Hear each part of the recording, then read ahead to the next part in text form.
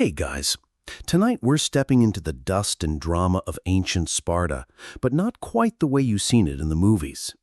Picture this, the hot sun beating down on a narrow mountain pass, clashing bronze, echoing off rocky cliffs, and you, yes, you, supposedly charging into battle in little more than a crimson cape, a pair of sandals, and your gym membership's finest ab definition.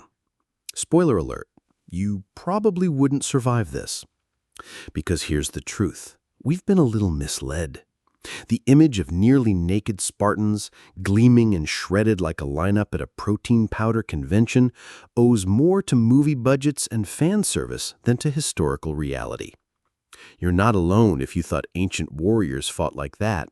But tonight we're trading slow-mo battle montages for the actual, heavier, chafier truth. So before you get comfortable, take a moment to like the video and subscribe, but only if you genuinely enjoy what I do here. And hey, drop your city and local time in the comments. I always love seeing where and when you're listening from. Now, dim the lights, maybe turn on a fan for that soft background hum, and let's ease into tonight's journey together. You shuffle into the cool, shaded training yard of Sparta. The morning light glances off bronze breastplates stacked neatly against the wall. Already the clang of sparring weapons rings through the air. Your instructor, a leathery veteran with exactly one tooth too many and an eyebrow that seems permanently furrowed, tosses you a bundle of gear, and it's way more than a red cape. You catch a bronze cuirass, solid and hot from the sun. There's a Corinthian helmet with a narrow T-shaped eye slit and a horsehair crest. It smells like old sweat and victory. You are not going to war in your underwear. You're going in a full set of hoplite armor that would make a modern soldier do a double take. But wait, didn't you see Leonidas and his 299 gym rats fighting off waves of Persians half naked in the film 300? Sure.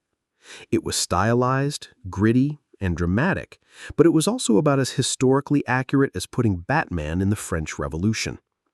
The truth is, Spartans fought dressed for protection, not Instagram.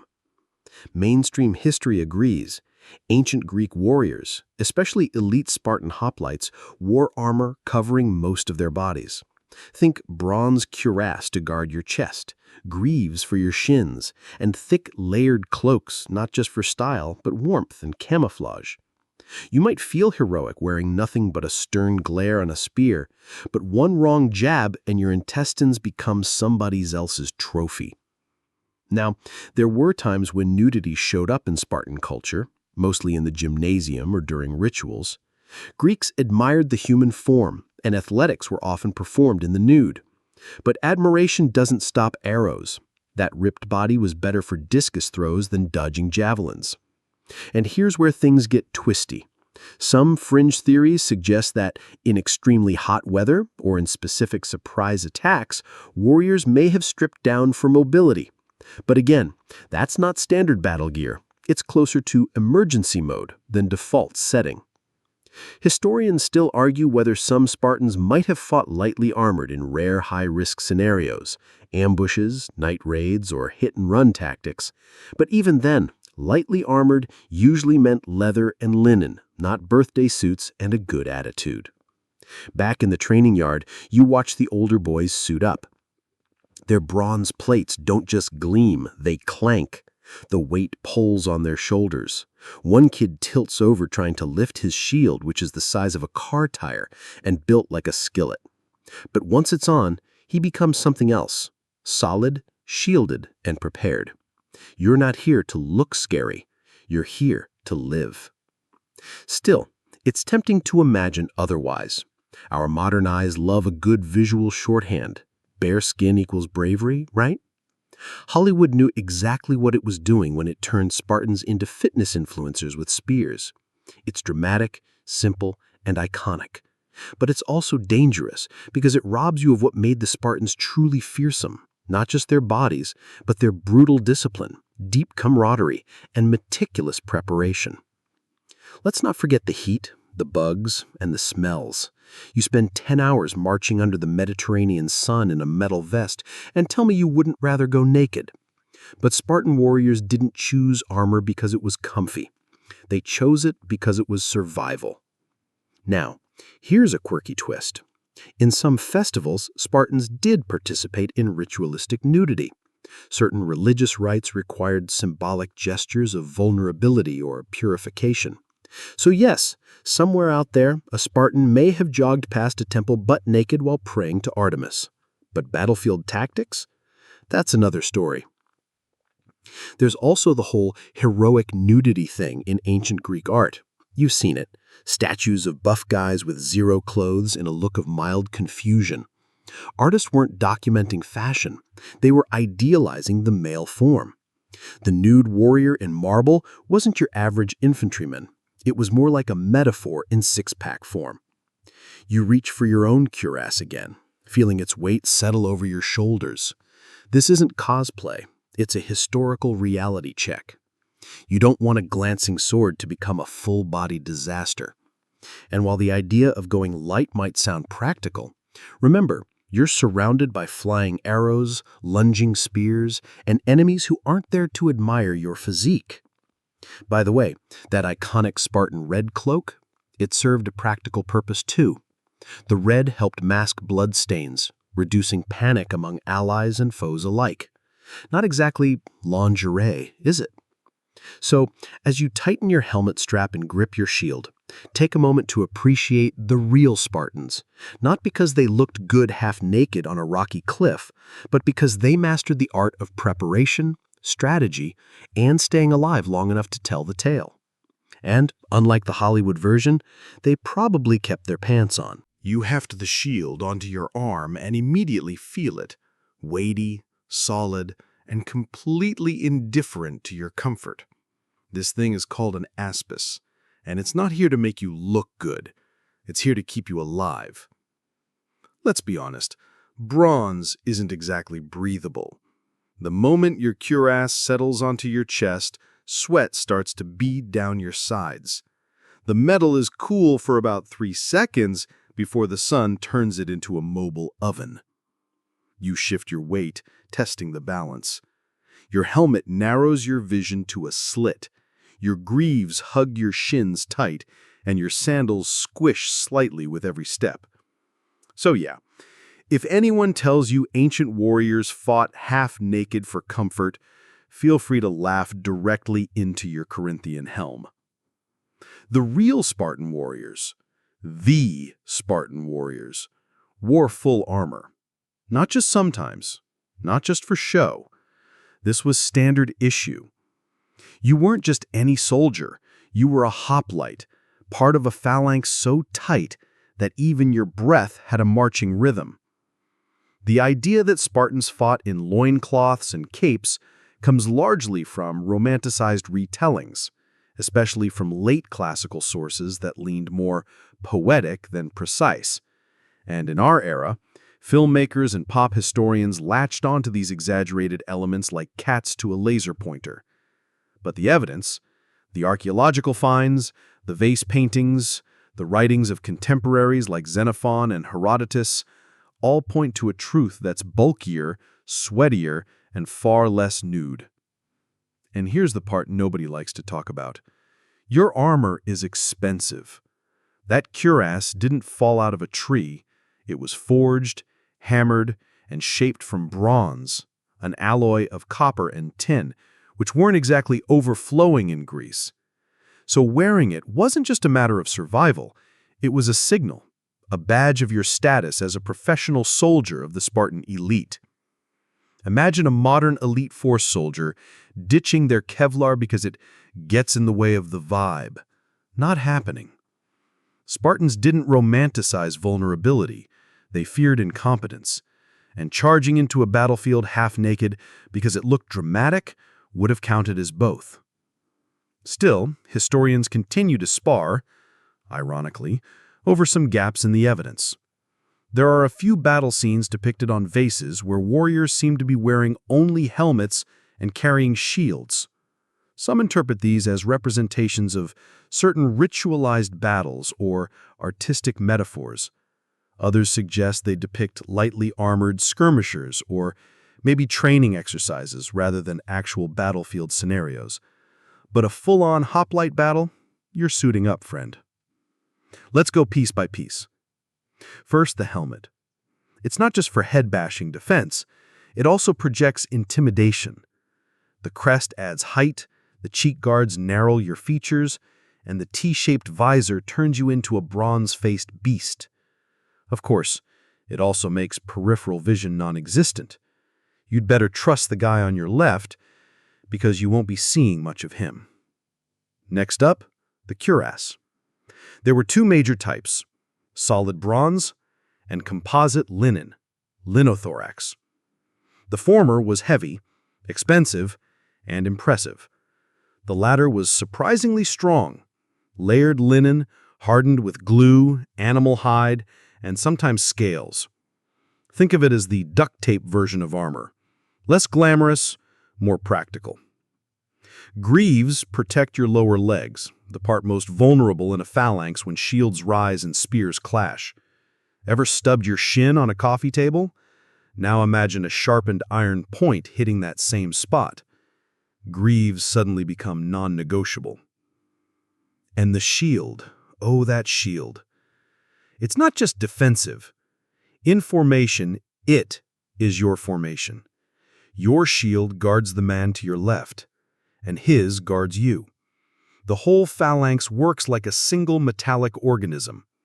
If one link fails, the chain breaks, and so do your chances. Here's a quirky bit for you. Spartan shields often bore the lambda, L, standing for Laconia, the Spartan homeland. It's essentially ancient branding. Some shields even had notches to support spears for a quick upward jab.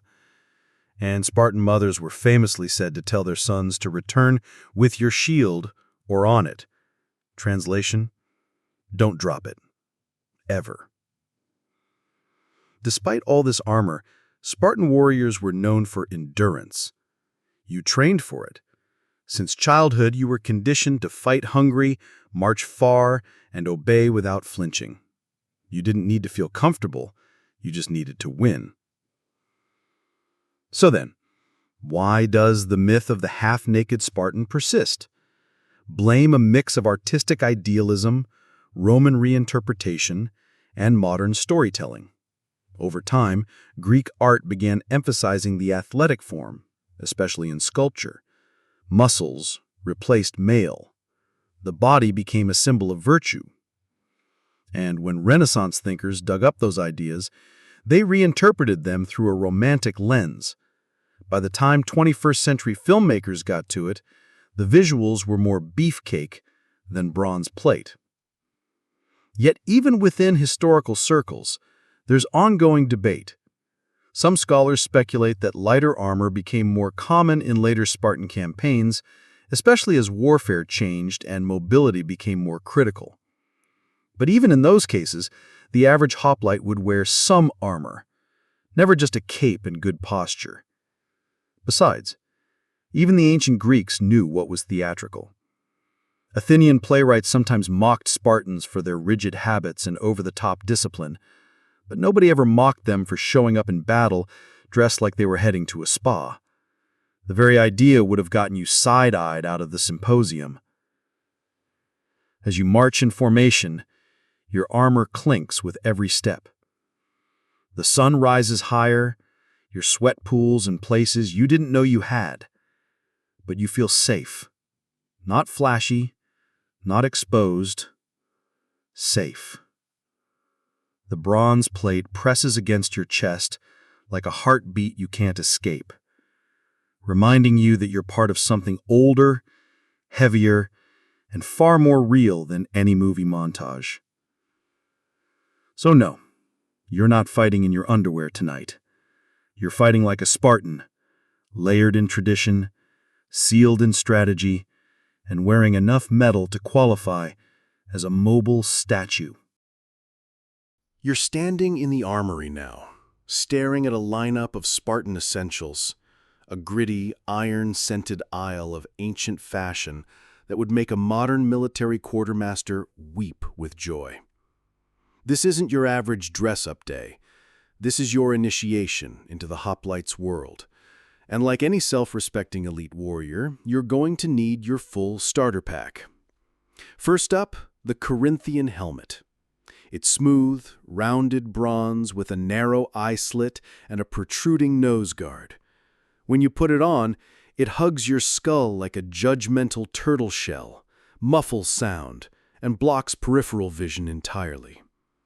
You can't hear much, you can barely see, but you do look intimidating, like a walking war god with resting scowl face.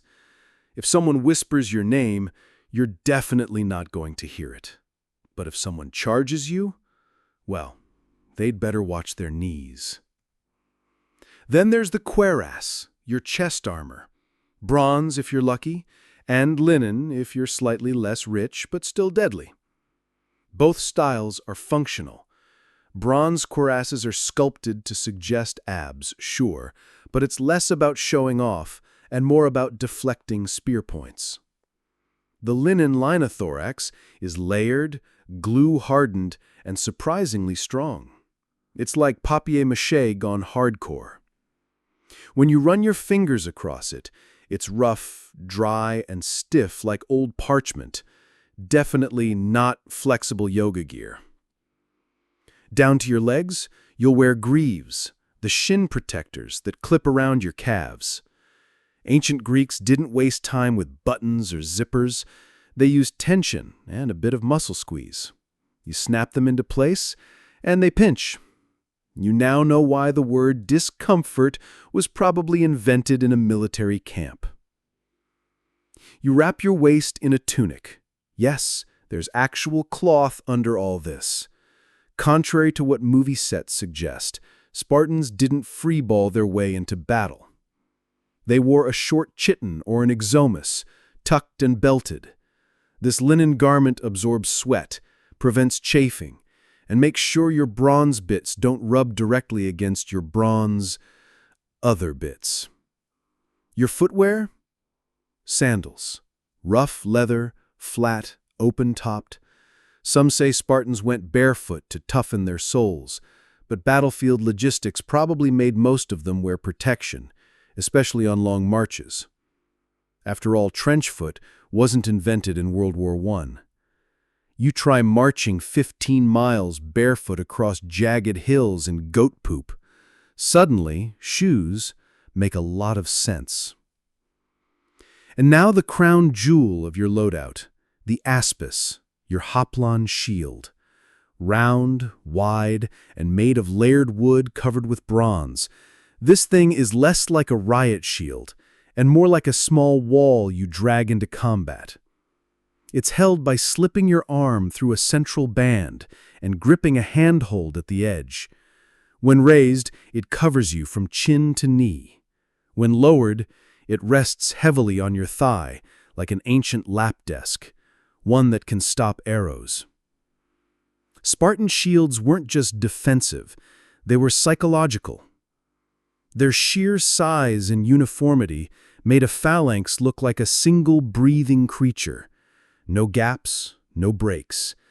You didn't hold the line, you were the line. By the way, Spartan shields were often painted. Common symbols, the lambda, L for Laconia, or sometimes mythological beasts, gorgons, snakes, lions. Nothing says, "Don't even try," like a snake-headed woman glaring from your shield while you advance silently. Now let's talk weapons now. Your primary tool of persuasion? The dory. A spear about 7 to 9 feet long. Wooden shaft, iron spearhead, and a butt spike called a soritor. Literally, lizard killer. The spike could be used for balance, backup stabbing, or planting the spear into the ground. It's not elegant, but neither is war. You grip the spear overhand for thrusting and underhand when tight in formation. Either way, it's not meant for twirling, unless you want to poke out a friend's eye. As backup, you carry a xiphos, a short, leaf-shaped sword strapped to your side. This is your things have gotten personal weapon. Once the spear breaks or the lines collapse, you pull this out and go to work. Some Spartans carried the kopis instead, a curved, slashing sword, ideal for chopping through bone. You run your fingers along the edge. It's chipped, blood-stained, and deadly even when dull. Now here's the kicker. Everything weighs a ton. Your armor can easily top 60 pounds, and that's not including your water pouch, food rations, barley cakes, or any personal tokens, like the tiny carved figurine you keep hidden for luck, passed down from your grandfather who fought at Plataea. Quirky tidbit time.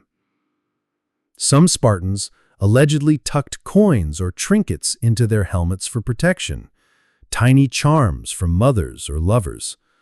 So while Hollywood gave you warriors with nothing but abs and attitude, real Spartans sometimes marched into battle with lucky rabbit feet or perfumed cloths tucked into their bronze. Now, here's where historians still argue. Some think that by the Peloponnesian War, Spartan gear had lightened. Perhaps they swapped the bronze cuirass for linen linothorax, ditched greaves for speed, or marched without helmets on sweltering days. Some evidence suggests armor types varied by wealth, mission, and tactical need. A raid might require stealth and speed. A pitched battle? Bring all the metal you own. Still, even when armor was scaled down, Spartans never went into combat naked. Lightly armored doesn't mean nearly nude. It means flexible, efficient, practical.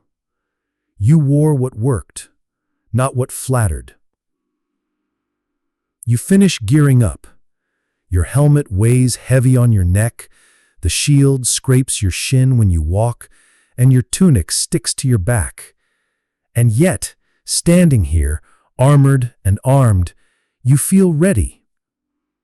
Not flashy, not invincible, but prepared. Outside, the sun glares off dozens of warriors standing in formation, each one a moving sculpture of bronze, leather, and grit. No one is bare-chested, no one is barefoot. There's only discipline, teamwork, and gear that whispers, "You were built for this." And when the trumpet sounds, you don't run in slow motion. You march in step, metal clinking, dust rising, with the weight of generations on your back. You're in the courtyard now, catching your breath after drills, sweat rolling off your neck and pooling under your cuirass. You peel it off with a grunt and slump against a stone column, finally allowed to stretch your aching limbs. Off to the side, a few older Spartans laugh and wrestle, shirtless, gleaming with sweat and olive oil, muscles rippling under the sun like animated sculptures. You catch yourself wondering, is this where the whole naked Spartan warrior myth came from? Well, kind of. Because here's the twist. Ancient Greeks, Spartans included, did love getting naked, just not on the battlefield. You see, nudity in ancient Greece wasn't taboo like it is in many cultures today. In fact, it was celebrated, especially in athletic and social spaces. You're now picturing a dusty gymnasium, not a modern one with mirrors and ellipticals, but a dusty, open-air space where young men trained together in events like running, wrestling, and javelin. And they did it all buck naked. Why? A mix of function, philosophy, and good old-fashioned vanity. They believed training nude fostered discipline, reduced distractions, and allowed full movement. And maybe, just maybe, it helped show off those finely sculpted delts, After all, competition was part physical, part psychological.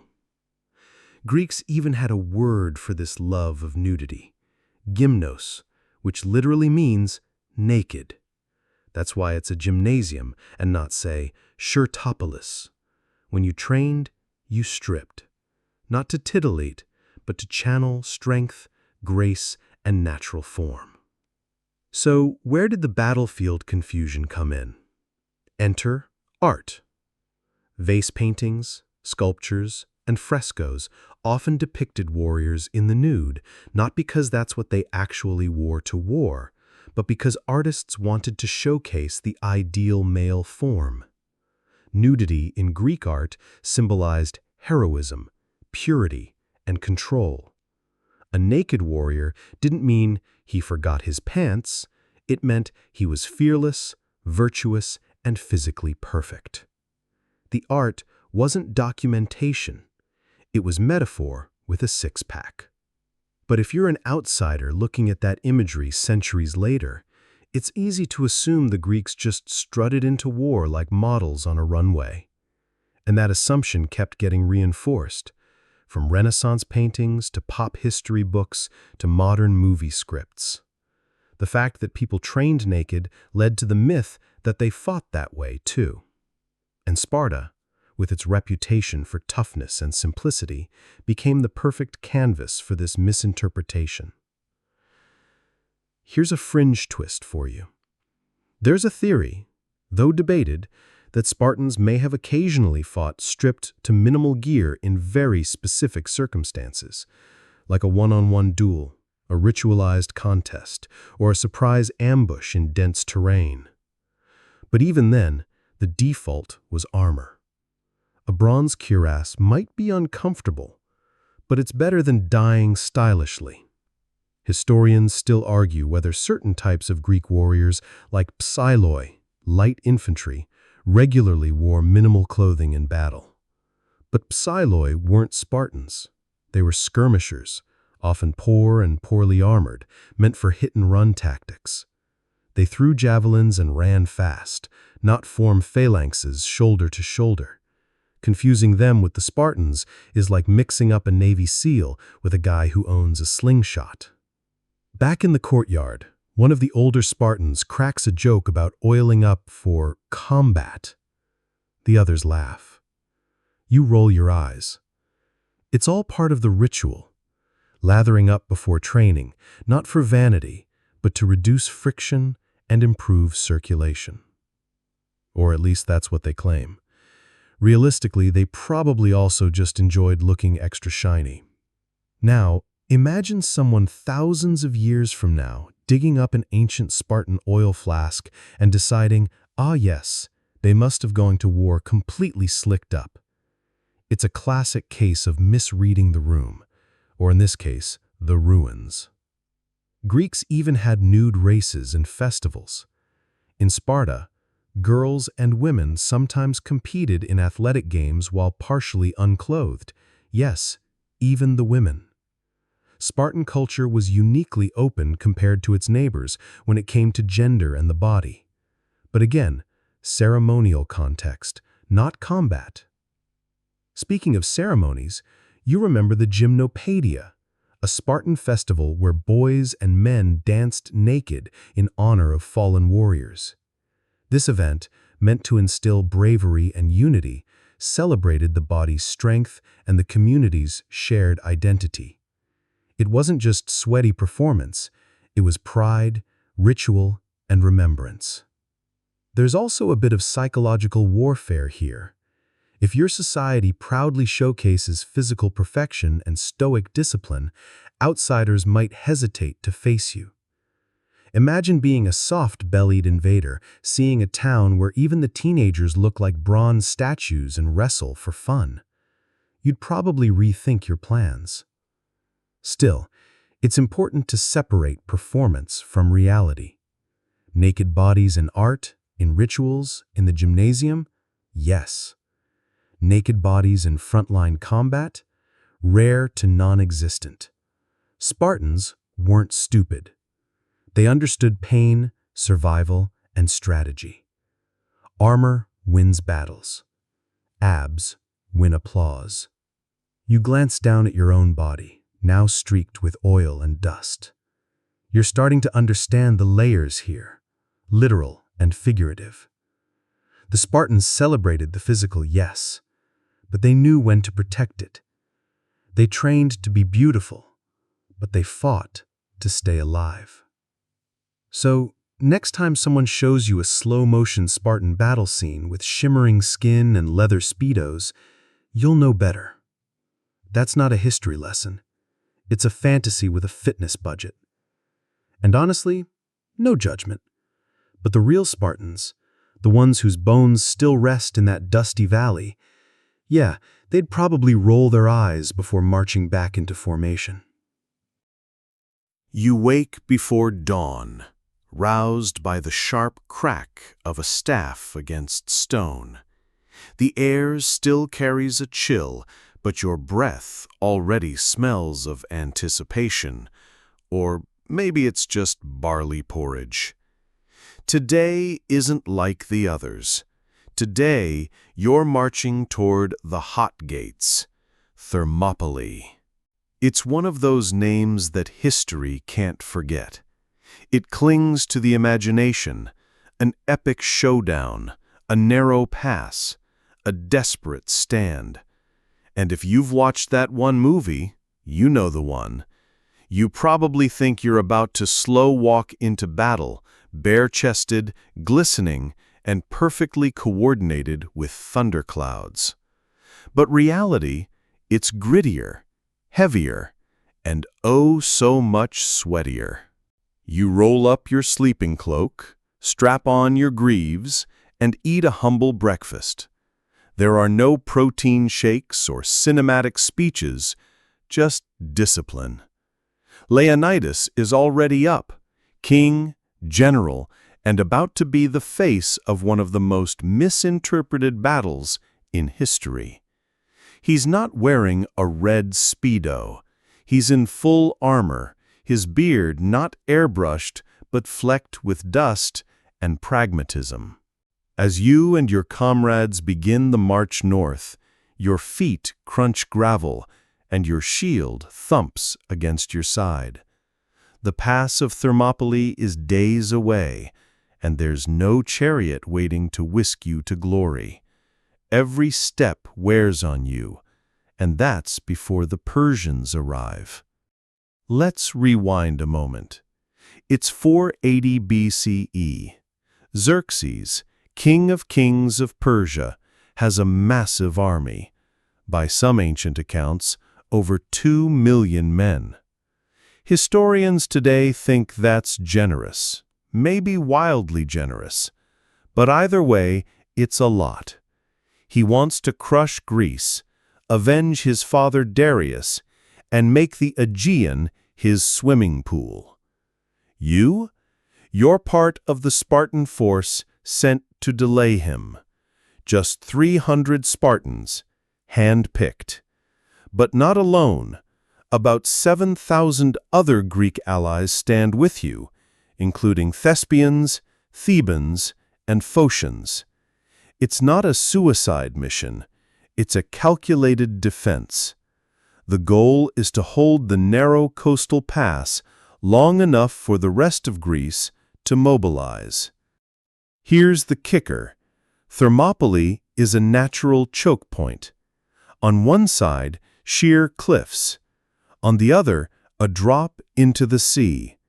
Only a narrow strip of land, just wide enough for a few dozen men to stand abreast, connects the Persian advance to the Greek heartland.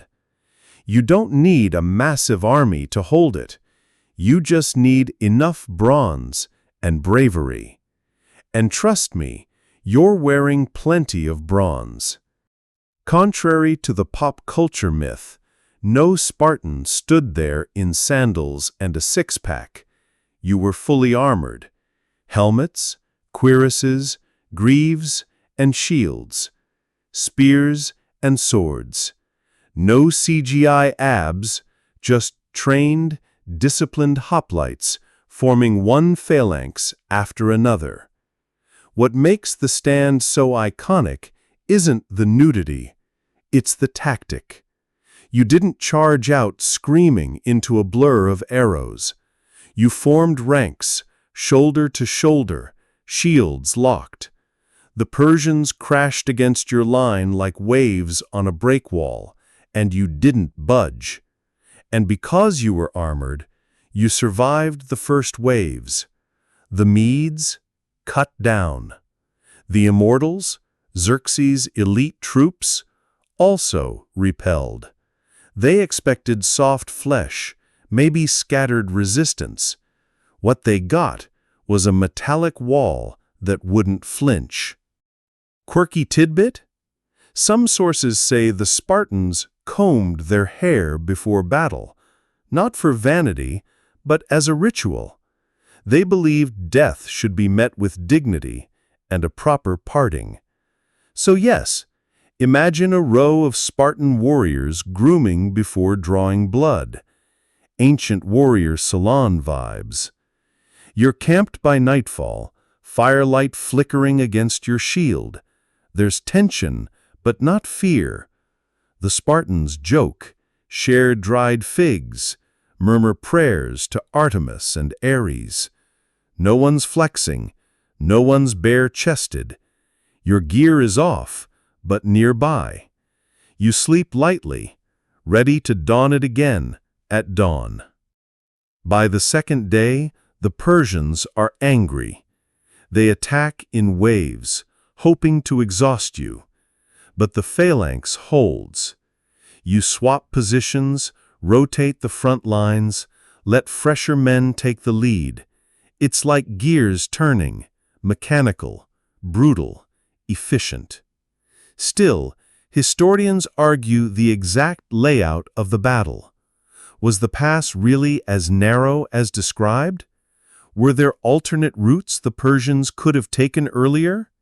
Some evidence suggests the terrain might have been wider or shifted over time due to erosion and sediment. But regardless, the strategy worked. You used geography and teamwork to balance the scales. And then came betrayal. Ephecteles, a local Greek looking for a Persian payday, revealed a mountain path that bypassed your position. The enemy took it, flanked you. Leonidas knew what that meant. You'd be surrounded by morning. So he made the choice. He dismissed most of the allies. A few stayed, 700 Thespians, 400 Thebans, and the 300 Spartans. Why? Not to win, but to buy time. To stall the Persians just a little longer, enough for the rest of Greece to prepare for the next stand. You put your armor back on. It's heavier now, not physically, but spiritually. You know what's coming. This isn't heroism for the camera, it's duty. You're not thinking about legacy, or monuments, or movies. Just about holding the line a little longer.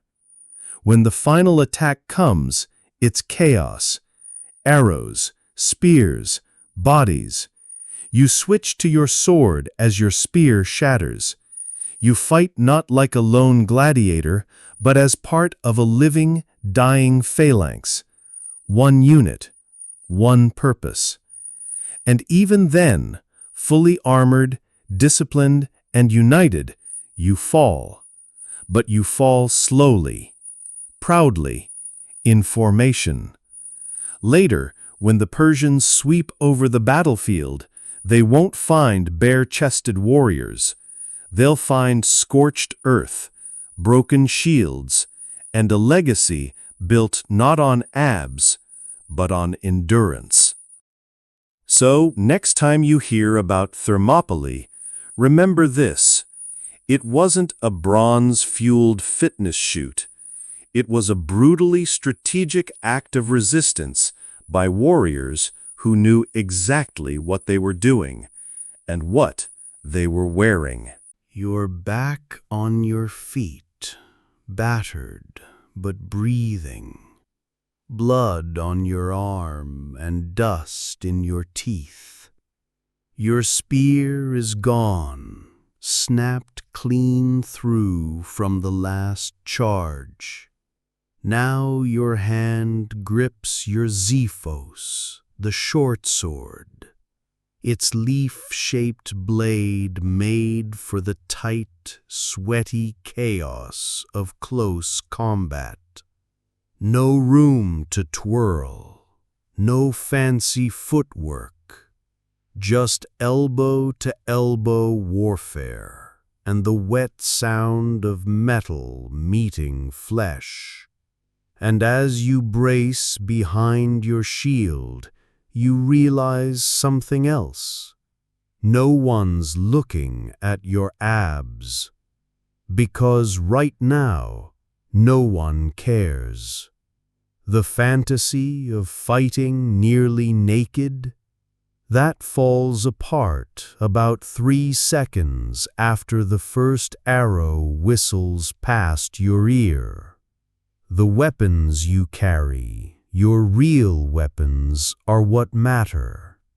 And tonight, we're peeling back the armor myths, not the armor itself. You're not winning with six-packs and shouting.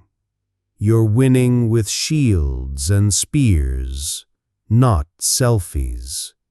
Let's break it down. The dory, your primary spear, is 7 to 9 feet of hardwood with a deadly iron spearhead.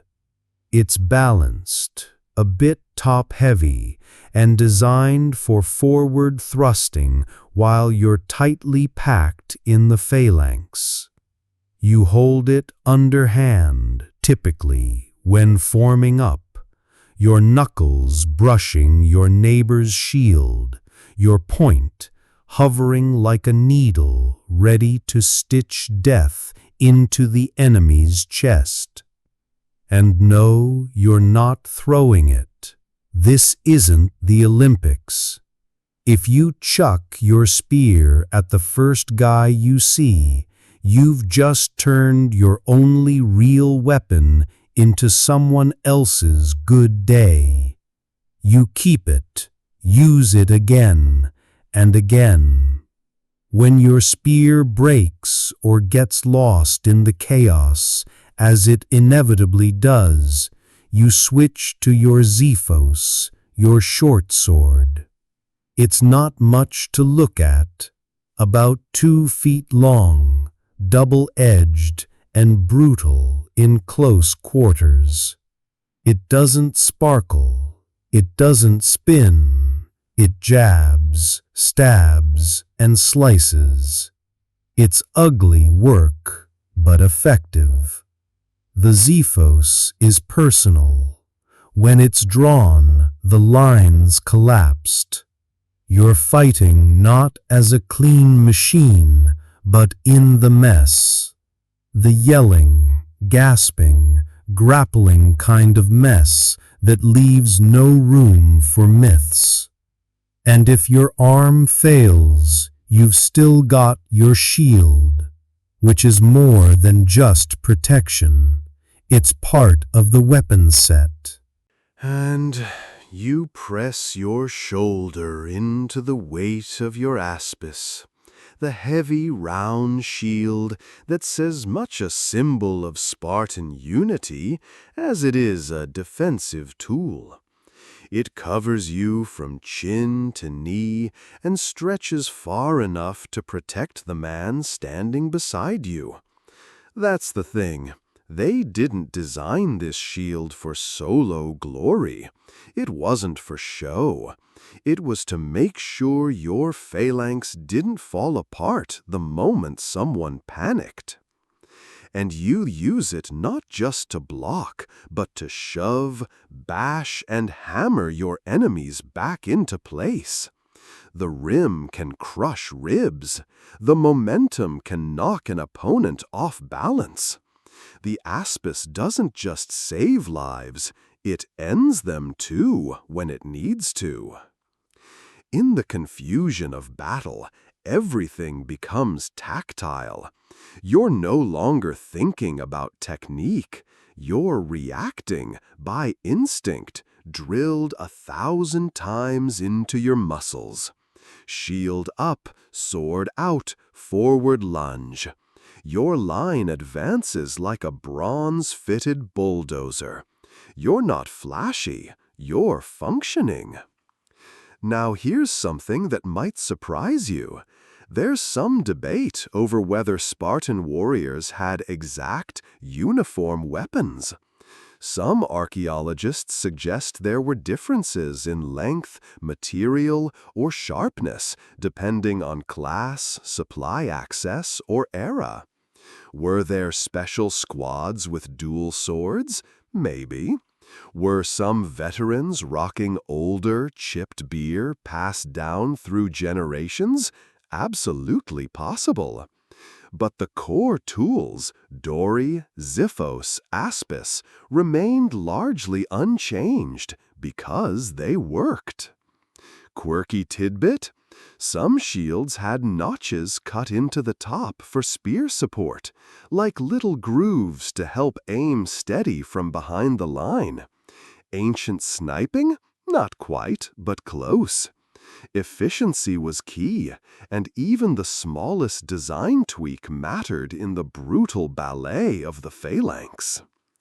And when you're in the thick of it, dust swirling, shouts rising, the coppery tang of blood in the air, you don't notice what anyone's wearing. Not their crest, not their sandals, not even if their chest is bare. You notice whether they're still standing beside you, shield firm, spear level, moving as one. This isn't about glory, it's about survival. And that comes not from naked bravado, but from well-forged steel, tight formations, and centuries of tactical discipline. So no, you're not here to show off your six-pack.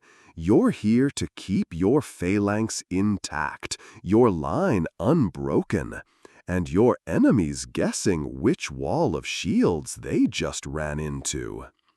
In the end, that's what mattered most. Not how you looked, but how you held. You've been in the Spartan ranks long enough now to understand the discipline, the rhythm, the weight of the shield, and the sting of a bruised shin. But you didn't get here by accident. No one just shows up one day and becomes a hoplite. No, your journey began long before the bronze.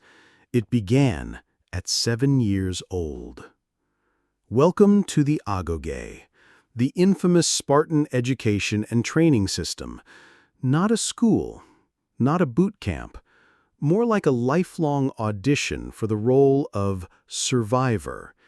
And yes, your underwear situation just got real bleak. At 7, you're taken from your home, your mother, your toys, what few you had, and plunged into a state-run program that prioritizes toughness, obedience, and pain tolerance over, let's say, snack breaks. There are no bronze cuirasses yet, just itchy tunics and lots of bruises. You sleep on reeds you collect yourself. You eat black broth, a charming concoction of pig's blood, vinegar, and salt. Even your underwear is rationed. 1 cloak, all year. No shoes. It's like character building through mild hypothermia. The goal isn't to pamper, it's to mold you into a weapon. Your day starts early with physical training, running, wrestling, javelin throwing, endurance drills. You don't get trophies, you get calluses and the occasional cracked rib. If you complain, your instructors, called paidonomoi, make it worse. Not out of cruelty, okay, maybe a little, because complaining doesn't block a spear thrust. And it's not just physical, there's stealth training. You're taught how to sneak food when you're starving, not because the state can't feed you. They want you to learn how to steal, quietly, cleverly. If you get caught, you're whipped. Not for stealing, for getting caught. Let's not gloss over that. The Spartans trained their children to be cunning thieves, but also obedient soldiers. It's a paradox worthy of a philosophy class, if they had time for philosophy, which they mostly didn't. One quirky tidbit: as part of their training, boys were often paired with older male mentors, sometimes with a bond that was educational, sometimes ritualistic, and occasionally romanticized in some historical interpretations. It wasn't scandalous in the context of ancient Greek norms, but it adds a complicated layer to modern understandings of Spartan culture. Now, back to pain. Flinching is weakness. Crying is failure. You're taught to endure hardship without showing it. Legend says that one boy once stole a fox and hid it under his cloak during inspection. The fox began biting into his stomach. Rather than confess and be punished, the boy stood still until the fox disemboweled him. He died in silence. Historians still argue whether that story is true, symbolic, or just Spartan propaganda turned up to 11. But the message stuck: better to die stoically than to fail publicly. You're taught songs, military hymns, and chants to keep the phalanx moving as one. You learn loyalty to Sparta, not your family. Your identity becomes collective. You're a cog in the war machine now, and they're greasing the gears with your childhood. At 12, the rules tighten. No more undergarments. One cloak, even in winter. You fight other boys in ritualized combat known as peerish. It's not child's play. It's a test of control, reflexes, and, frankly, pain tolerance. The instructors watch, arms crossed, waiting to see who cracks first. Quirky moment? Hair becomes a status symbol. Spartan boys keep it short, but once you reach adulthood, you grow it long, thick, flowing locks that get braided and combed before battle. It's like a warrior's resume, and it's one of the few vanities Sparta allows. You may not own much, but your hair? That's sacred. At around 18, you become an ephobe, a sort of cadet. You're now eligible for secret missions, night raids, and something darker, the crypteia. This one's controversial. The crypteia was a secret police force of young Spartan men sent into the countryside to spy on and occasionally assassinate helots, the state-owned serfs who vastly outnumbered the Spartan citizen class. It was partly surveillance, partly psychological warfare, and fully terrifying. Historians still debate the crypteia's exact role. Was it a rite of passage? A military necessity? State-sanctioned murder? Some say yes. Some say it was exaggerated. Either way, it reinforced the core Spartan value: absolute control, no matter the cost. By 20, if you've survived, and not everyone does, you become eligible for the Sistia, a communal dining group. You live and eat with your unit, not your family. Each man brings food and supplies to the table. If you can't contribute, you're out. And if you're out, you're basically not a citizen. Brutal, yes, but very on brand. What about the ladies?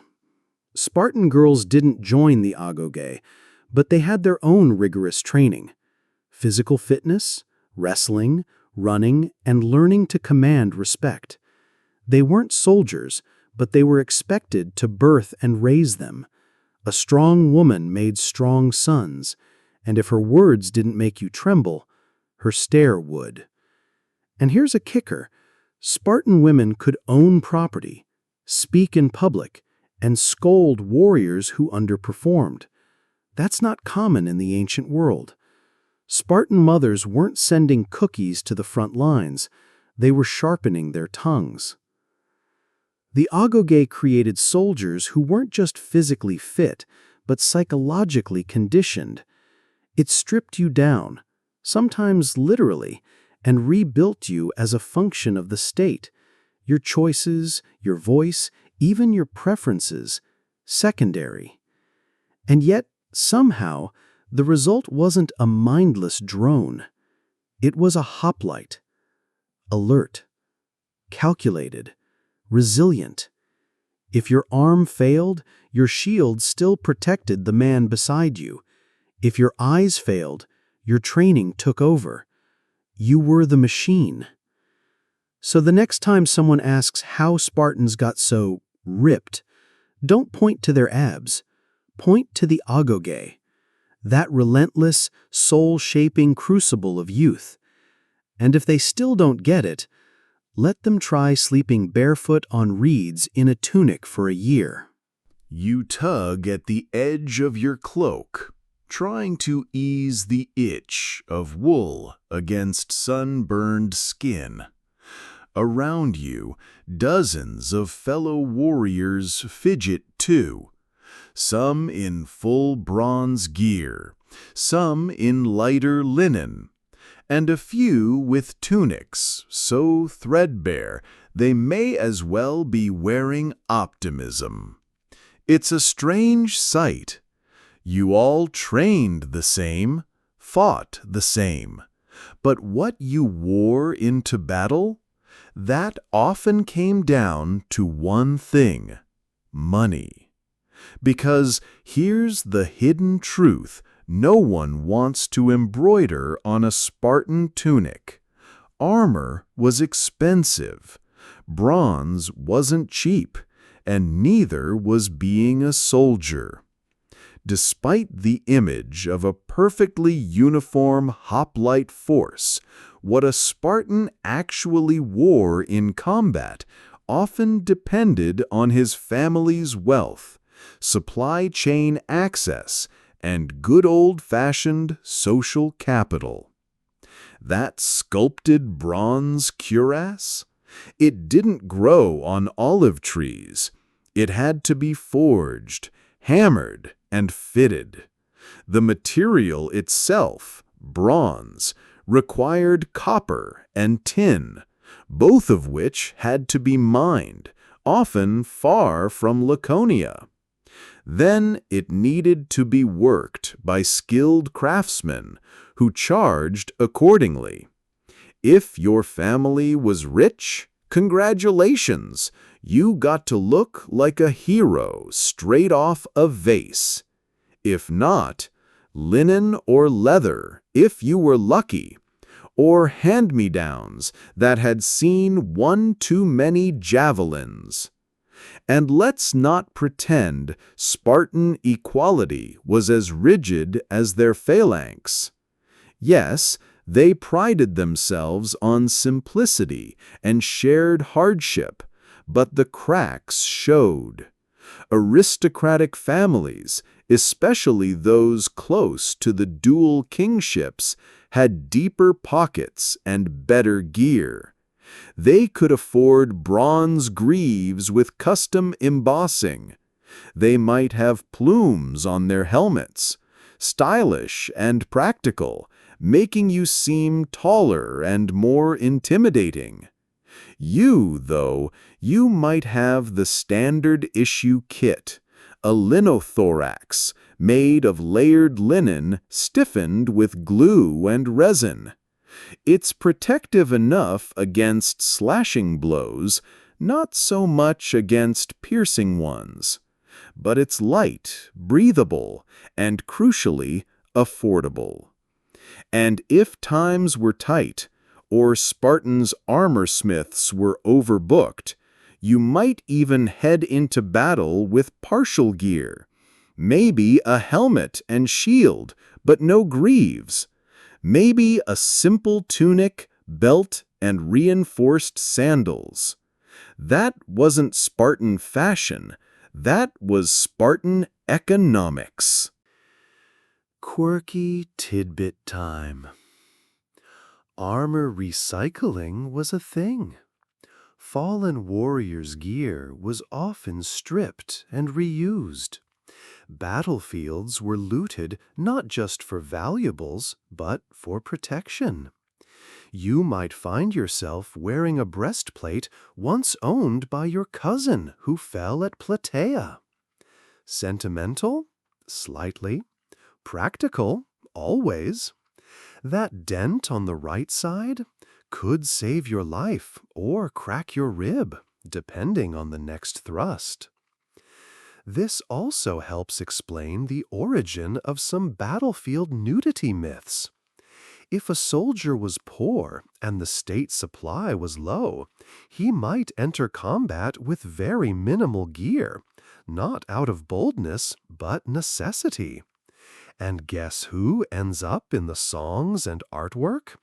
The guy who fought nearly bare, cloak flying in the wind, because that's the image that sticks.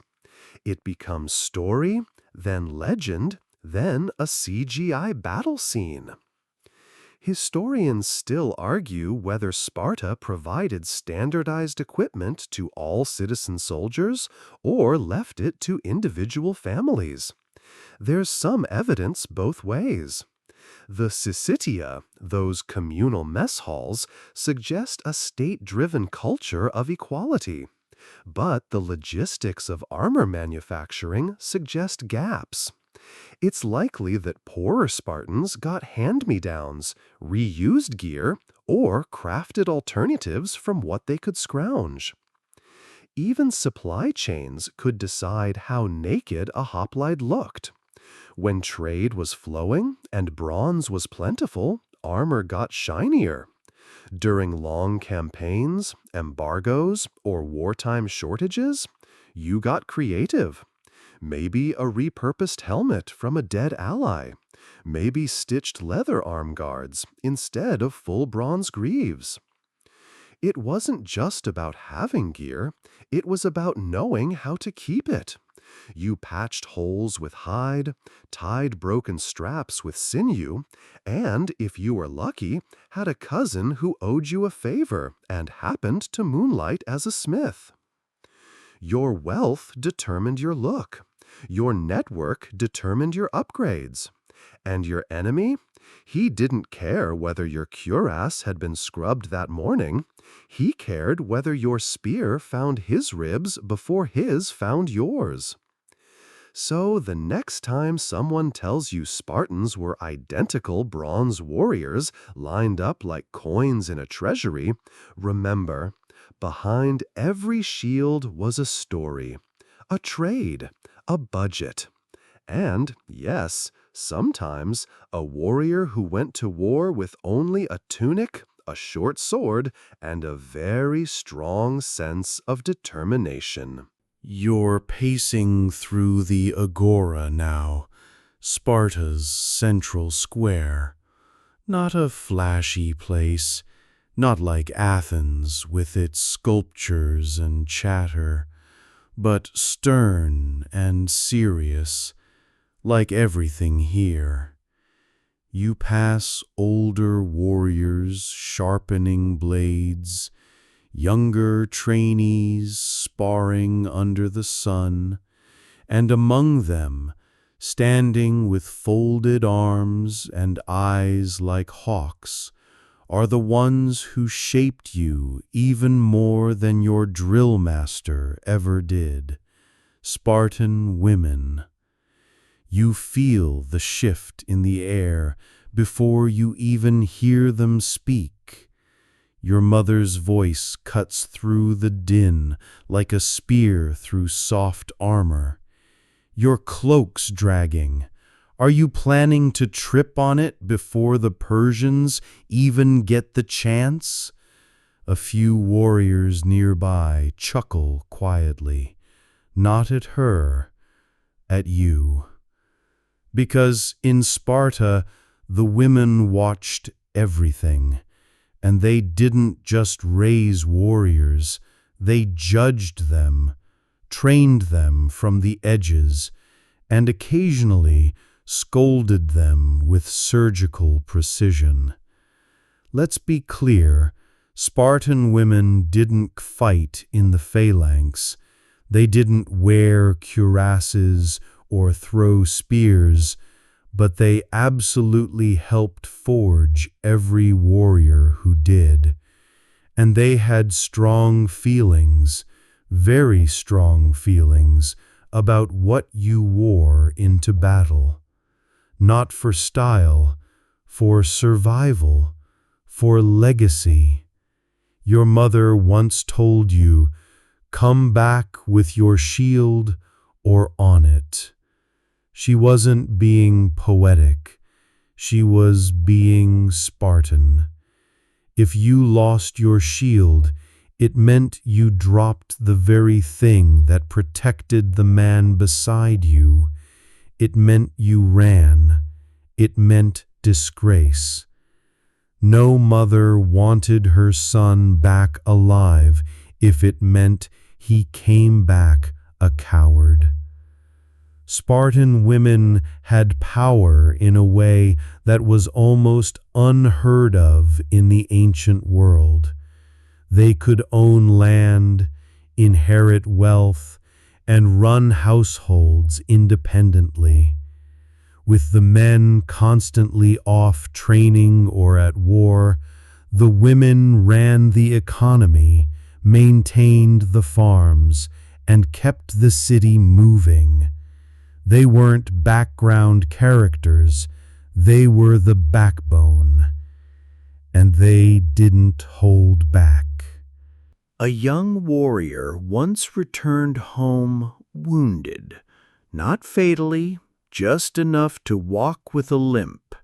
He tried to hide it. His mother saw it before he even crossed the threshold. "Did you fall on your way back?" she asked coolly, "or did someone have to push you toward the front?" That's the kind of emotional javelin Spartan mothers specialized in. And it wasn't just mothers. Sisters, wives, even daughters, they all had sharp eyes and sharper tongues. A Spartan wife helped strap on your armor before a campaign.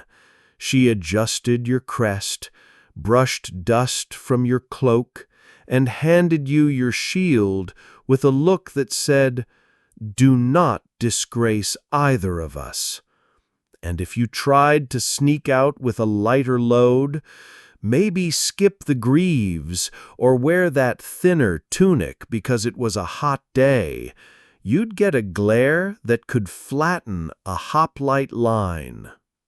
Quirky note: Spartan women composed and performed battle songs. Yes, full-on choral pieces sung during festivals and even near training fields. These weren't lullabies. These were fierce, motivating chants laced with shame for the weak and praise for the brave. A girl named Damaris once sang so cuttingly about a boy's poor performance during drills that he trained until he vomited just to prove her wrong. Historians still debate how much formal influence Spartan women had on military culture. Some argue they were mostly social enforcers, powerful in morale but not in policy. Others suggest they quietly shaped everything, from who got respected to which boys rose faster in the agoge. What's clear is this: no other Greek city gave women this much space, this much presence, or this much firepower of opinion. You march not just with the weight of your armor, but the full expectation of the women who watched you grow, who taught you to speak, who braided your hair before you knew how to hold a spear. They don't fight in battle, but they never let you forget how to. You're back at camp, the sun just a smear of gold behind the mountains, your shoulders sore from drills, and your legs humming with fatigue. Armor unstrapped, you slump near the fire pit as someone nearby rubs olive oil into their arms, slow, practiced, glistening under the fading light like a polished statue. You do the same, not for vanity, okay, maybe a little, but because your muscles are stiff and the oil helps.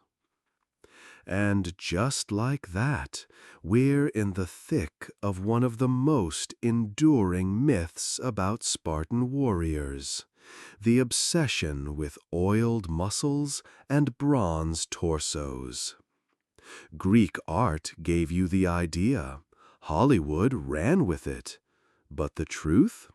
It's far sweatier, less flattering, and way more functional than you think. Let's rewind. In ancient Greece, the body wasn't just a vehicle. It was a statement.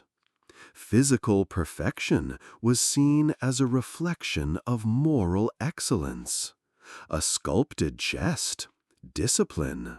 Strong legs, endurance. Ripped abs, that you didn't skip leg day or any day. And so artists celebrated that form, not just in athletes and gods, but in warriors too. Nudity in sculpture wasn't about sex, it was about virtue. The nude male figure represented control, bravery, and clarity of purpose. And Spartans, already seen as the pinnacle of Greek toughness, got the full treatment. Vases, friezes, and statues show them in stunning detail, glistening, defined, larger than life. But those images weren't documentary snapshots. They were ideals. The artistic equivalent of filtering out the mud, the bruises, and the smell of someone who hasn't washed their cloak in 3 weeks. What you rarely see in those sculptures?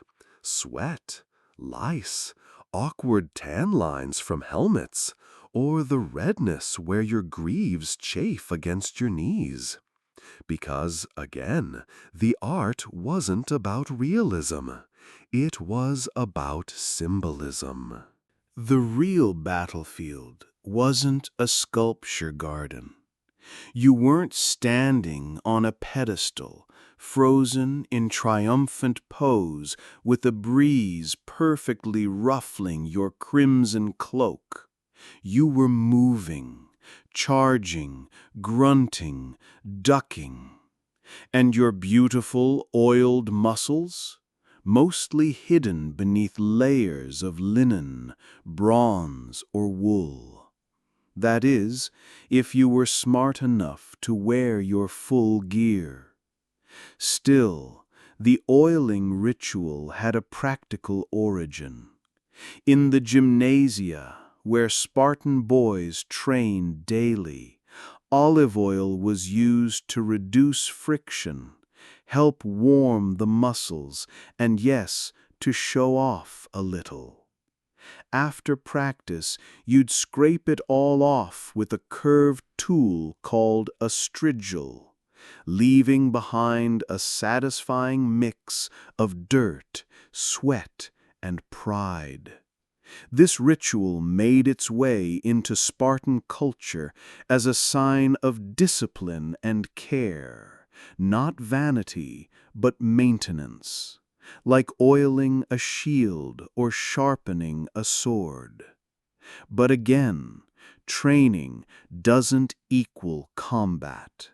No Spartan would lather up before a real battle just to shine for the enemy.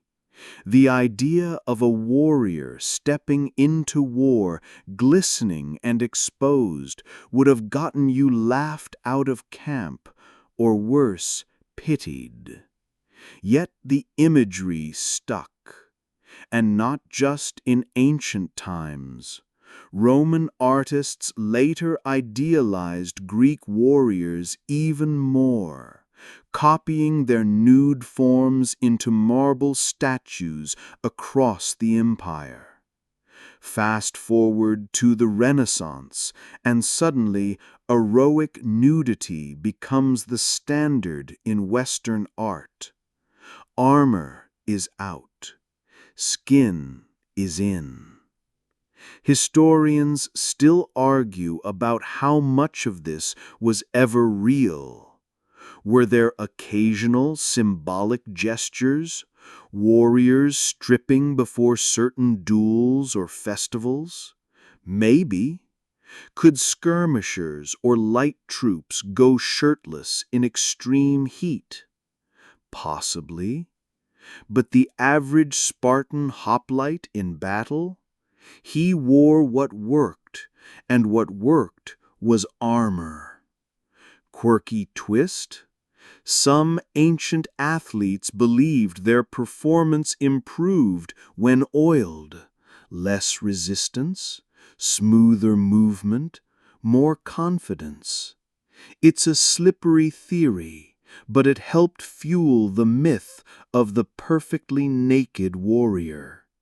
And from there, it was only a short artistic leap to assuming Spartans must have fought that way.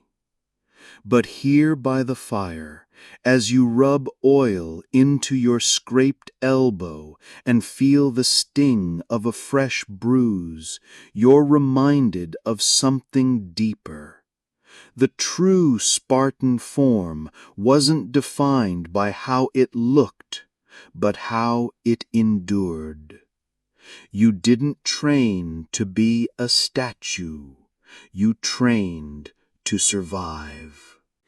You wake to the familiar sensation of stiff legs, tight calves, and that one weird toe that always aches after a long march. As you pull on your tunic and stretch out your limbs, you glance down at your most underestimated piece of military equipment, your sandals. They're simple things, leather soles, worn thongs crossing over the top of your foot, tied tightly around the ankle. Not exactly high-tech. No arch support, no heel padding. But don't let their simplicity fool you. These sandals could decide whether you win or limp away from a battlefield. See, while everyone obsesses over the spear or the shield, few talk about the thing that connects every Spartan to the land he must conquer, his feet. And you? Yours have walked across dry riverbeds, rocky paths, and sun-baked trails sharp enough to make you flinch. Sandals for a Spartan weren't fashion, they were lifelines. There's this myth that Spartans fought barefoot, that they were so tough, so raw, that they walked across jagged terrain with nothing between them and the gods of stubbed toes. And sure, when you were a child in the agoge, you trained without sandals to toughen up, to feel pain and push through it. But on actual campaigns, you were not that reckless.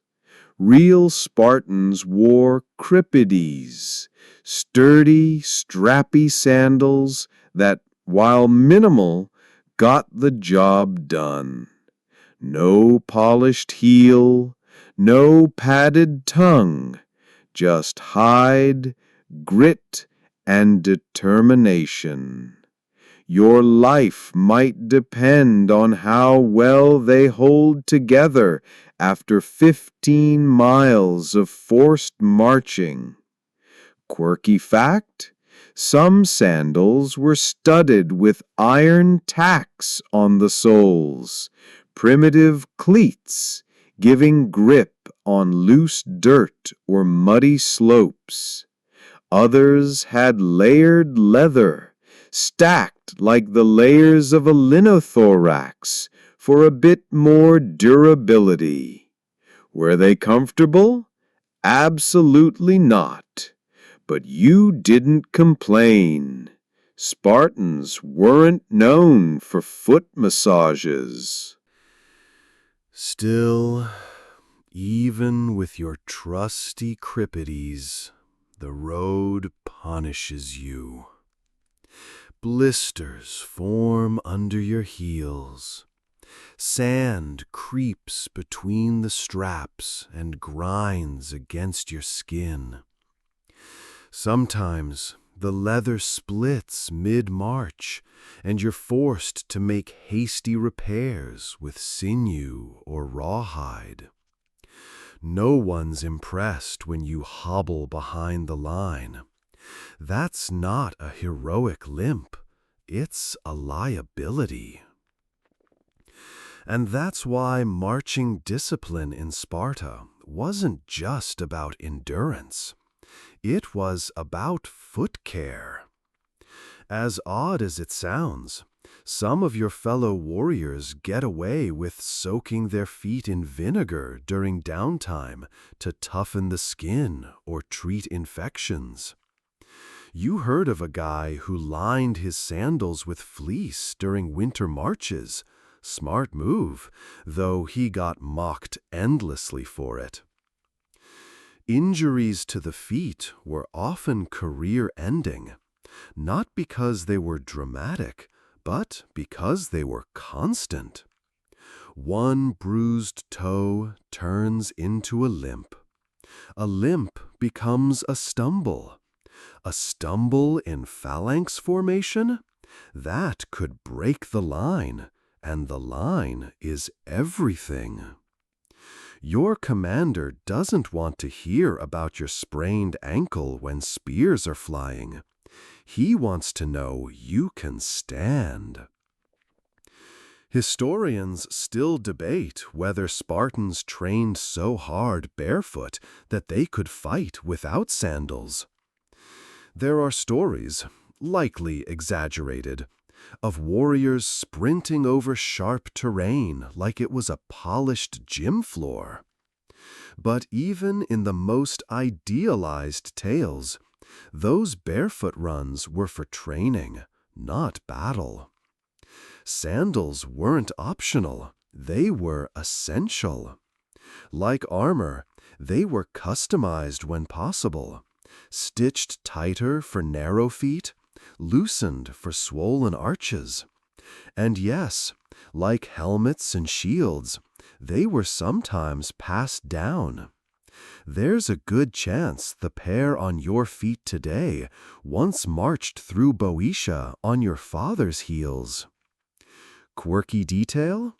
Archaeological digs have found child-sized Spartan sandals, evidence that even young trainees were issued gear tough enough to endure both terrain and time. Spartan kids didn't get baby steps. They got boot camp. So while artists might forget your footwear when sculpting a statue, your sandals remember everything. Every stone, every blister, every victory. And when you march toward war, it's not just your shield you trust. It's what's tied to your souls. You're lined up again.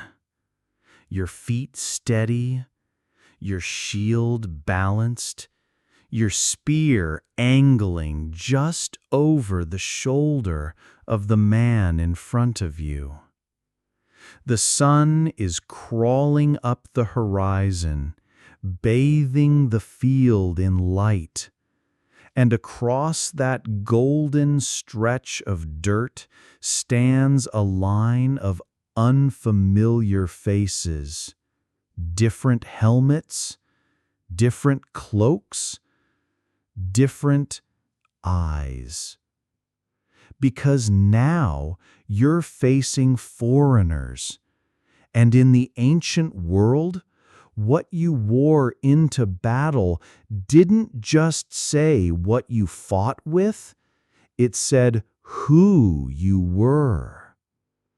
To you and your fellow Spartans, the body, naked or armored, was a language, a statement.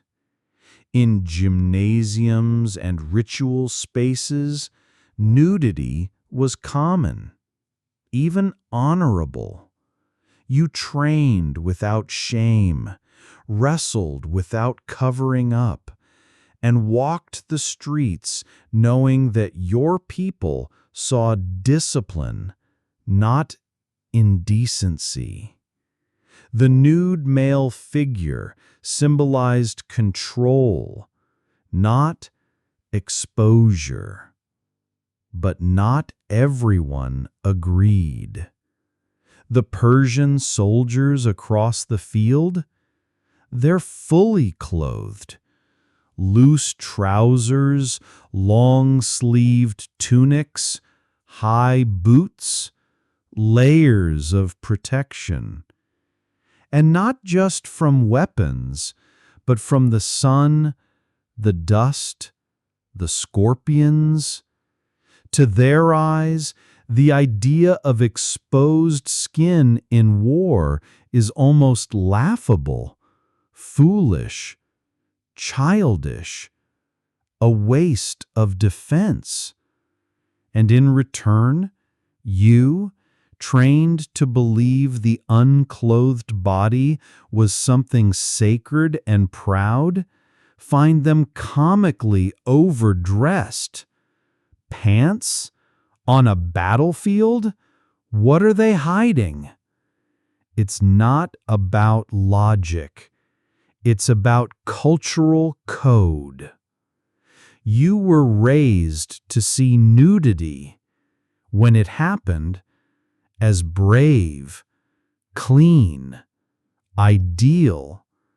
But to your enemies, it reads as madness, or worse, vulnerability. The way you present yourself is a message. To you, it means strength. To them, it might mean suicide. Quirky detail? In some Athenian plays, Persians were mocked on stage specifically for their clothing. Their covered legs were a punchline, their fancy cloaks a sign of softness. Greeks equated too much fabric with a lack of courage, which is hilarious, given that fabric actually helps in battle. But logic rarely wins a culture war. The culture clash doesn't end with Persians.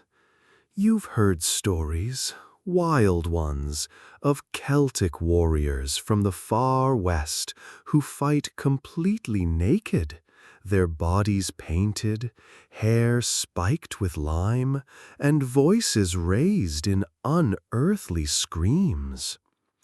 Greek historians described them with a mix of awe and alarm. Were they insane? Fearless? Lacking decent tailors? Maybe all of the above.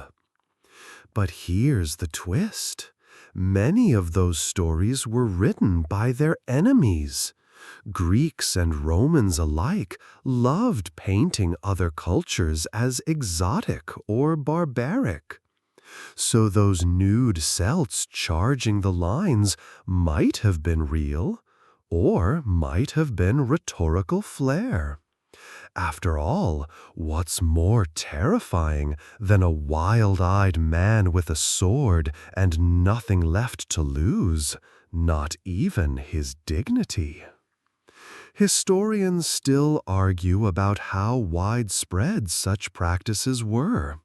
Were those naked charges acts of desperation, ritual, tactical attempts to shock the enemy, or just exaggerated campfire tales polished by centuries of repetition? And what about the Spartans? Well, despite what some vases and poems suggest, most evidence points to them fighting fully clothed and armored, especially in formation. But there's a sliver of scholarly speculation that in certain circumstances, ritual duels, athletic contests gone violent, or skirmishes where speed mattered more than protection, a Spartan might have gone light, maybe even stripped to just a cloak or loincloth. Still, even then, there's a difference between lightly armored and nude for no reason. Cultural nudity was contextual. Gymnasium? Accepted. Festival? Maybe expected. Battlefield? Only if the risks made sense. Quirky little twist here. There are records of Spartans doing pre-battle rituals where they removed upper garments, oiled up, and performed stretches or chants. To an outsider, it probably looked like they were about to fight bare-chested. But then they'd gear up fully, cloaked, shielded, helmeted. The ritual wasn't a fashion choice. It was a warm-up, a mental snap into readiness. In the end, how you dressed in battle said as much about your values as your tactics. And while Spartans revered the body, they didn't throw it to the wolves without armor. They knew courage wasn't in how much skin you showed, but in how long you could hold the line. So, if your enemies found your customs odd or your clothing minimal, it didn't matter. Because while they were judging appearances, you were planning the next move. And in Sparta, that is what survived. You're resting now, sitting beneath the cool shadow of an olive tree, with your shield beside you, and the weight of the day sliding slowly off your shoulders. The camp is quiet for once. No clanging of spears, no shouted commands, just the hum of insects and the occasional creak of leather straps. And yet, even in this peace, there's one battle still raging loud and long across centuries. What did Spartans actually wear into combat?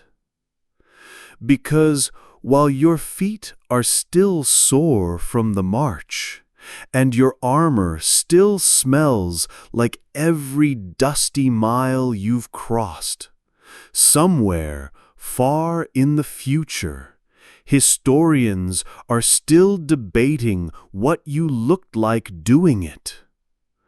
Some say Spartans were nearly always fully armored. Helmet, cuirass, greaves, shield, the whole hoplite ensemble. It fits the image of a disciplined, orderly phalanx, symmetrical, standardized, unyielding. That's the classic model, and for the most part, it makes sense. A wall of bronze holds better than a patchwork of bare torsos and tunics.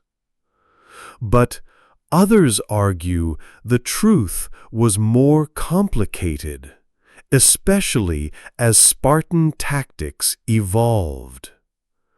During the Peloponnesian War and in later conflicts, the Spartans adapted. They fought faster, traveled lighter. They couldn't always haul full armor across every mountain pass, especially during extended raids or skirmishes where mobility mattered more than metal. So maybe, just maybe, they wore less, leather instead of bronze, or linen where before there was scale. Maybe they dropped the greaves. Maybe the shield was lighter. And maybe, on rare occasions, they looked like those paintings that centuries of poets and sculptors clung to. But were they actually fighting in nothing but a red cloak and divine confidence? Probably not. Even the lightest Spartan kit included some form of protection. The phalanx required it. That shield wasn't decoration, it was coordination. You drop your gear, you drop your role in the line, and that could get someone killed. Now, here's where the academic phalanx starts to buckle. See, there are vase paintings, statues, and even ancient writings that show warriors naked or half-naked, sometimes even in heroic poses mid-battle. Some scholars argue that these weren't meant to be literal representations of warfare, but rather artistic expressions of idealized courage. The nudity wasn't functional, it was symbolic. Strength without protection, bravery without fear, abs without context. Still, others believe these images reflect real battlefield variations, skirmishes where armor was ditched for speed, ambushes at night where stealth outweighed defense, or poorer warriors who simply couldn't afford full bronze. And as Sparta's influence grew and changed, so too might have its fighting style. Historians still argue about whether later Spartans, after the classic hoplite glory days, moved away from bronze as a necessity or a preference. Some artifacts suggest a trend toward lighter armor, not because they suddenly loved the breeze, but because long wars and shifting strategies demanded it. Quirky find? A dig near an old Spartan battlefield uncovered a grave where the warrior had no chest armor, only remnants of a helmet, spear tip, and sandals. Was he looted? Lightly geared? Or part of a unit that specialized in rapid strikes? No one knows for sure, but it adds fuel to the debate. And then, of course, there's Plutarch, the ancient biographer who loved a dramatic story. He often portrayed Spartans in ways that leaned more legendary than literal. Noble deaths, epic lines, hair-brushing before battle. While useful, his accounts often walk the fine line between history and performance art. So, what do you believe? That Spartans never removed their armor, or that they sometimes did, and generations of poets, artists, and screenwriters took that tiny spark and fanned it into a glowing myth? Either way, one thing holds true. The real warrior wasn't the one who looked most heroic. It was the one who held his position, regardless of armor, oil, or opinion. Because myths come and go, but phalanxes, they either hold or they don't. You're standing in a trench now. Not a battlefield trench, but a modern excavation site. The sun overhead is hot, but not nearly as loud as the chatter of trowels scraping gently against ancient soil. This isn't war. This is archaeology. And these are the people who, centuries later, are still trying to figure out what exactly you wore while fighting yours. All around you are fragments, broken spearheads, shield bosses, and the green-tinged remains of what was once bronze armor.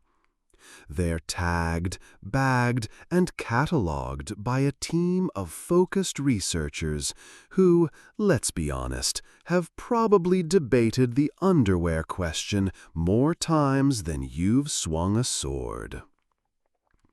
You step closer to a table where someone carefully brushes the dust off a bent greave, still shaped to the curve of a shin, dented in a way that makes your own leg ache just looking at it.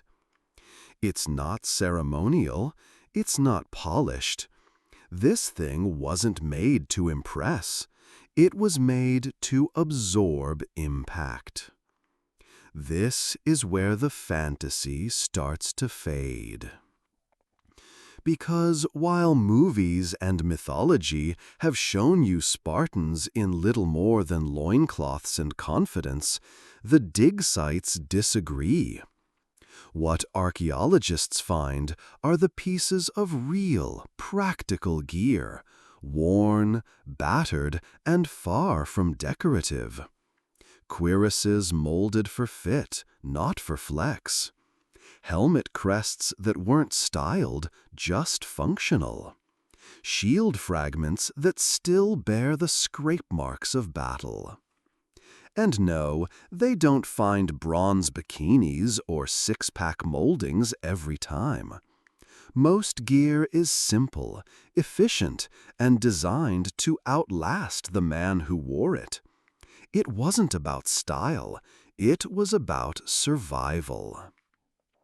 Quirky detail?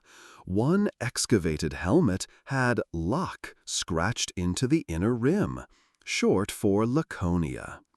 Like a name tag inside a school jacket, it wasn't ceremonial. It just helped make sure the right guy got his gear back. Because in Sparta, losing your helmet didn't just mean danger. It meant someone was going to ask very pointed questions. Inside the nearby museum, you're surrounded by more evidence. Glass cases displaying weathered tunics, bits of leather from sandals, even faded scraps of cloaks that once dyed Spartan red. The fibers are rough, thick, and clearly built for durability. These weren't stage costumes. These were worn, sweat-stained, slept in, and bled on. And across the room, a classic black figure vase. On it, warriors are shown mid-fight, some in full armor, some stripped to the waist, one or two fully nude. Your guide leans in and explains gently, "This isn't documentation, it's metaphor." You nod, slowly starting to understand what hundreds of years of confusion never clarified.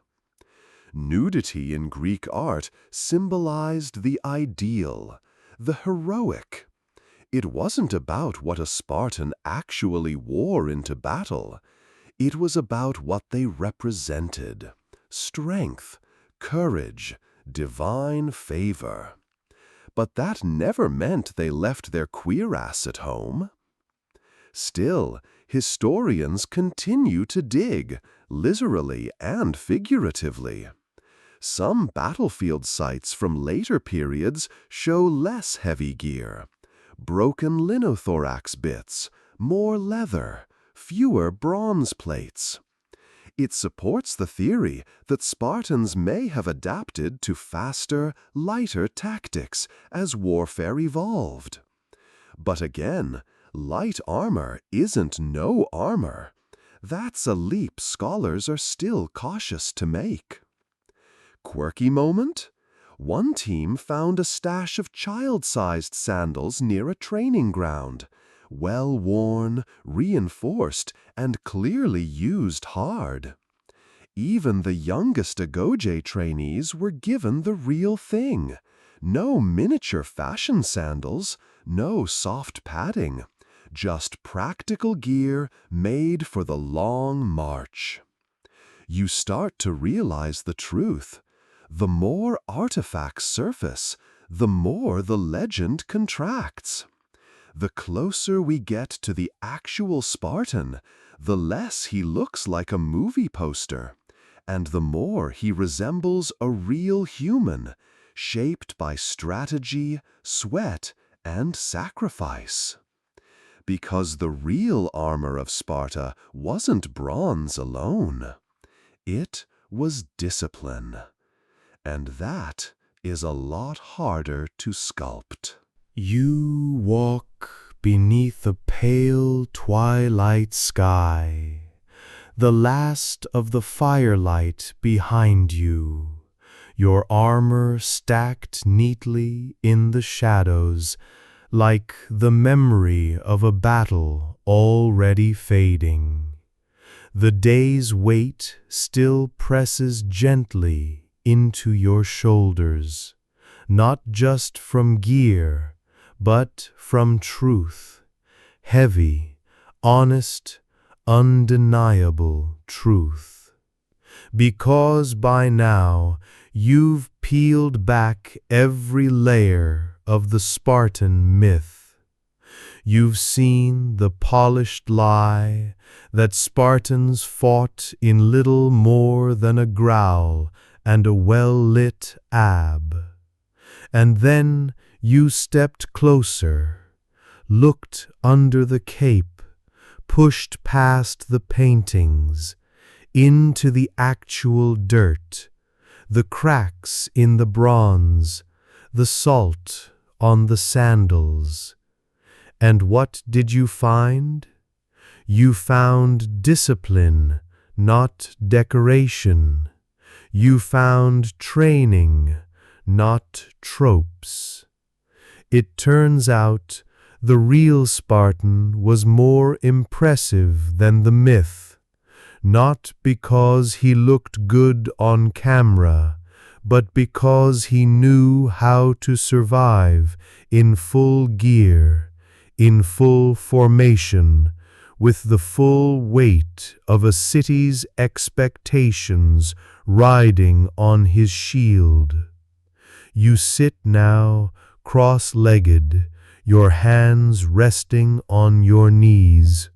All around you others are silent too, lost in thought, in memory, in the ache of legs that marched farther than most hearts ever dream.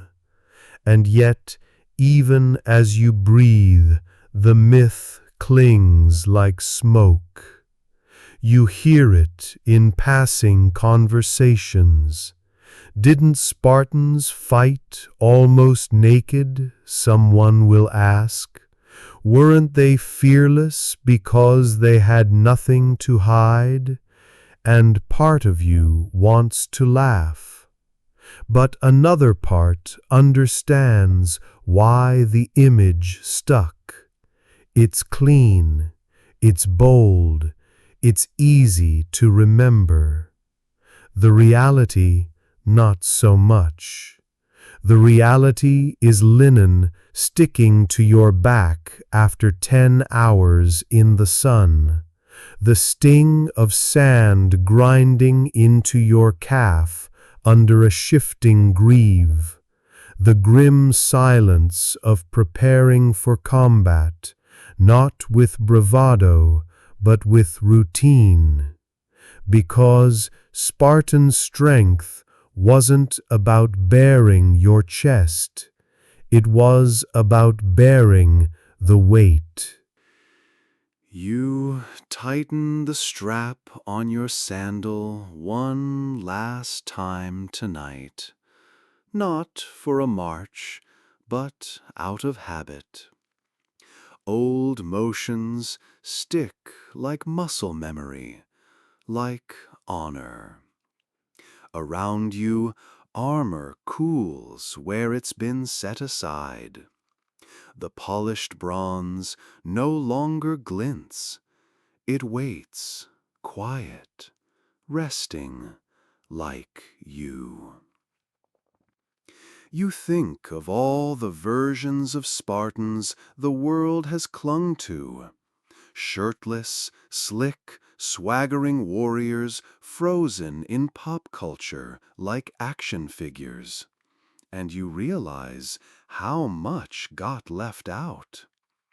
They forgot the marches. They forgot the blisters. They forgot the way you rotated your shoulder just right to keep the aspis from pinching your collarbone raw. No sculptor ever carved that, but you lived it.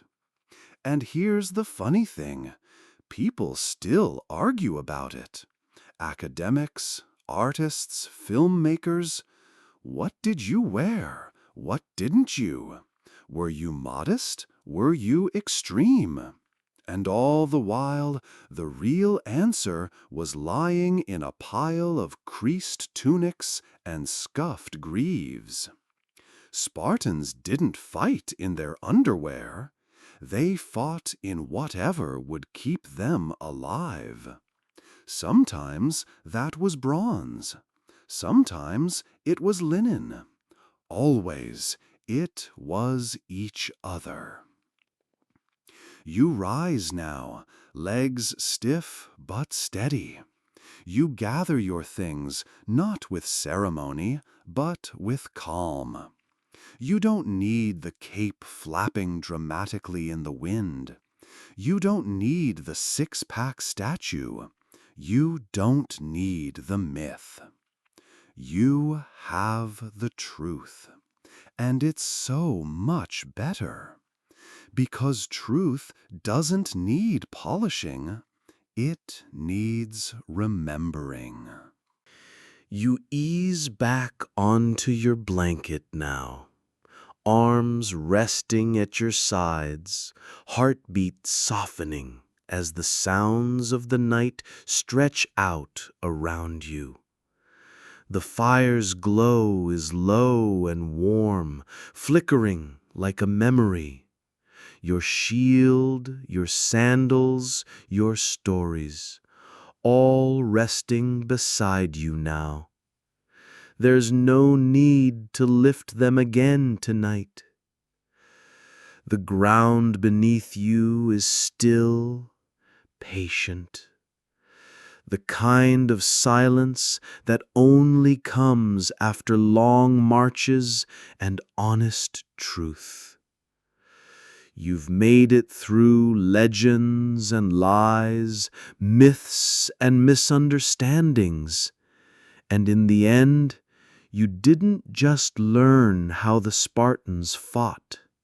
You learned how they lived, not with bravado, not with poses, but with discipline, with unity, with quiet, enduring strength. Let that truth settle in your chest like the last breath before sleep. No more battles tonight, no more questions, just soft wind, the low hum of crickets, and the memory of bronze against your skin fading gently into dreams. Your body is tired. Your mind has wandered through centuries, and now it's time to rest. So take one last deep breath. Let it out slow. Let your shoulders fall heavy into the blankets. Let the quiet surround you. Let it hold you. You've seen behind the myth. Now close your eyes and let the dream begin. Good night, warrior.